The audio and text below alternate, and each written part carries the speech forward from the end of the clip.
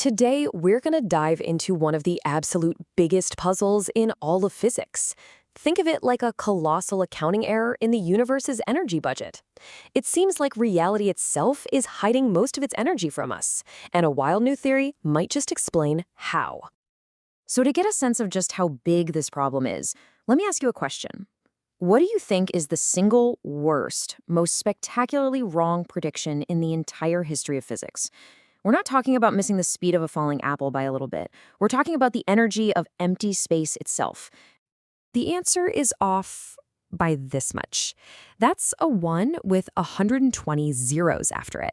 I mean, our best, most well-tested theories in particle physics predict a certain amount of energy just sitting in the vacuum of space.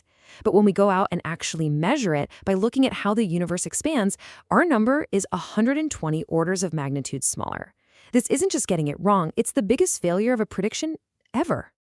And the implications here are just staggering. If the predicted energy was actually there, its gravitational pull would be so insane, it would have crushed the entire universe into a ball smaller than an atom the very instant it was born. But, well, you can look around. That's clearly not what happened. We see this vast, mostly flat, and beautifully expanding cosmos. The theory and what we actually see could not be more different. You know, a discrepancy this massive tells you that you're not just missing a small detail. You are missing something absolutely fundamental about how reality even works. And that brings us to a radical new idea, a theory that doesn't just try to fudge the numbers, but instead asks us to completely rethink the fabric of space-time itself. It's called Constraint-Resonance Emergence Theory, or CRET for short. And the core idea here is a real mind-bender. CRET says that space-time, the very stage on which the entire universe plays out, isn't a basic ingredient. It's not fundamental. Instead, it emerges from a deeper level of reality, born from this constant feedback loop between quantum entanglement and geometry.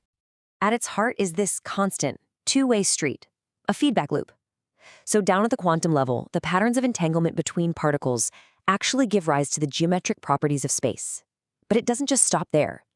That new geometry then reaches back down and puts rules or constraints on how those particles can get entangled in the future. It's like a self-creating, self-regulating system. So, how does this strange, emergent reality solve our 120 orders of magnitude problem?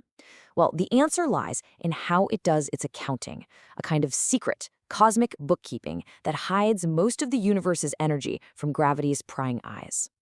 This is a really fundamental shift in thinking.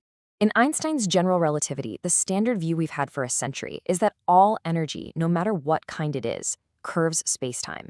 It all has gravitational pull. But in the CRT view, the universe is a lot pickier.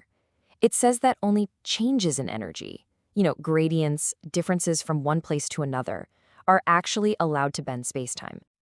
This is the key insight right here. CRET suggests that the universe simply doesn't see that enormous uniform ocean of vacuum energy our theories predict.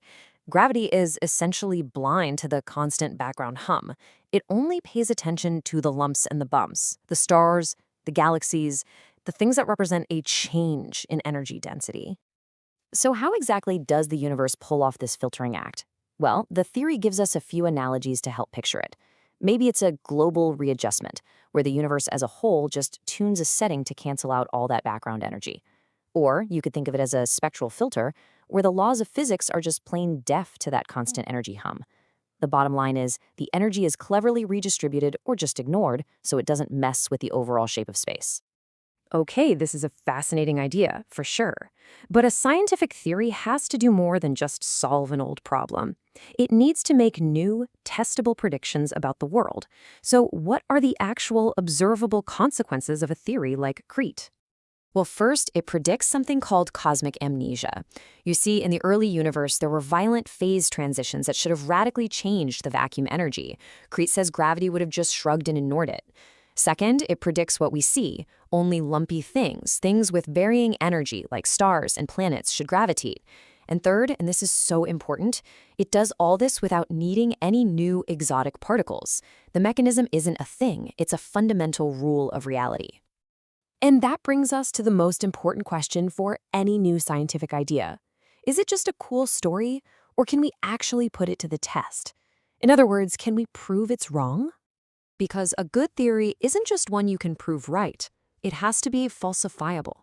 There has to be a clear experiment, a clear observation that, if you saw it, would force you to say, okay, nice try, but this theory is wrong.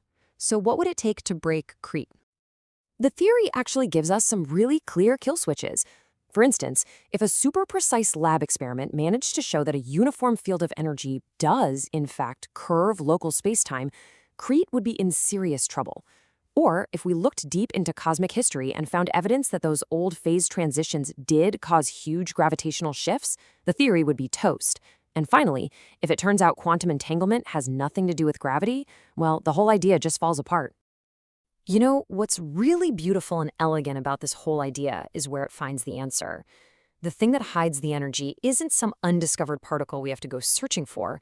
It's built into the very operating system of reality. The rules themselves are what do the filtering, and that's just a natural consequence of space-time emerging from this deeper quantum world. Which leaves us with a final, really provocative thought.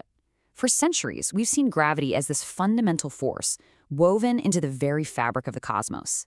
But what if it's something totally different? What if gravity is less of a fundamental force and more of an emergent phenomenon? A kind of cosmic bookkeeping, where only certain things on the universe's energy ledger actually get to make a difference. That's the incredible question Crete asks us to think about.